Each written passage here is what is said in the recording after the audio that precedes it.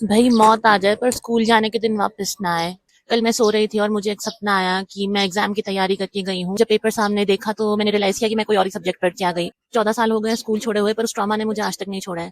जब मेरे friends, classmates और स्कूलमेट्स ये डिस्कस करते हैं ना कि स्कूल के दिन कितने अच्छे थे, those were the best days, और वो वापस आ जाने चाहिए, भाई मेरा दिल बैठ जाता है एकदम से। बड़ी मुश्किल से वो 12 साल खत्म किया है, वापस नहीं झेल सकती। और मैं सोचती हूँ कि वो और मैं क्या कोई अलग स्कूल्स में गए हैं, क्योंकि मेरा एक्सपीरियंस तो बिल्कुल अलग था। मुझे तो कोई खुशी नहीं है, कोई मजा नहीं आया वहाँ पे। एंड देन मुझे रियलाइज होता है कि शायद मैं एक एवरेज स्टूडेंट थी, तो मेरा एक्सपीरियंस अलग ही रहना था। हर दिन रोते रोते स्कूल जाती थी और यही सोचती थी कि आज टीचर पता नहीं अपने कौन से घर की फ्रस्ट्रेशन आके तुम्हारी छोटी सी गलती पे निकाल देगी और उन 50 जजमेंटल बच्चों के सामने तुम्हारी बेइज्जती होगी। और सबसे वाहियात चीज तो वो पीटीएम हुआ करती थी, जिसमें टीचर पेरेंट को क्वेश्चन करता था कि आपके बच्चे के मार्क्स क्यों नहीं आए, वो इतना बिगड़ा हुआ क्यों है। भाई ये तो तुम बताओ ना, तुम्हारे स्कूल में पेरेंट ने बच्चे को पढ़ने भेजा है, तुमको दिलाने उसको मार्क्स। पेरेंट को तुमको पूछना चाहिए कि तुम क्या कर रहे हो, कहाँ कमी रह गई आपकी पढ़ाई में कि वो बच्चा फेल हो रहा है। और 12 साल तक जिसको डांस आता है वो डांस कर रहा है वहाँ पे, जिसको डिबेट आता है वही डिबेट में पार्टिसिपेट कर रहा है, जिसको गाना आता है वही गा रहा है, जिसको पेंट करना आता है वही पेंट कर रहा है। जो बच्चे पार्टिसिपेट करना चाहते हैं उन्हें बोला जाता था कि आपको आता नहीं है, आप बताओ। भाई तो इसलिए तो स्कूल आए हैं ना, सीखने ही तो आए हैं, सिखाओ। पहली बात तो स्कूल गलतियां करने के लिए एक सेफ स्पेस होना चाहिए। बच्चे को स्टेज पे चढ़ के गलत करना अलाउड होना चाहिए, चाहे वो फंबल करे, गलत डांस स्टेप कर दे, गलत गाना गा दे, वो तो नॉर्मल होना चाहिए। वहाँ पे परफेक्शन की जरूरत नहीं है, क्योंकि अगर वहाँ नहीं करेगा तो बच्चे में कॉन्फिडेंस आएगा कैसे, वो जिंदगी में उसको समझ कैसे आएगी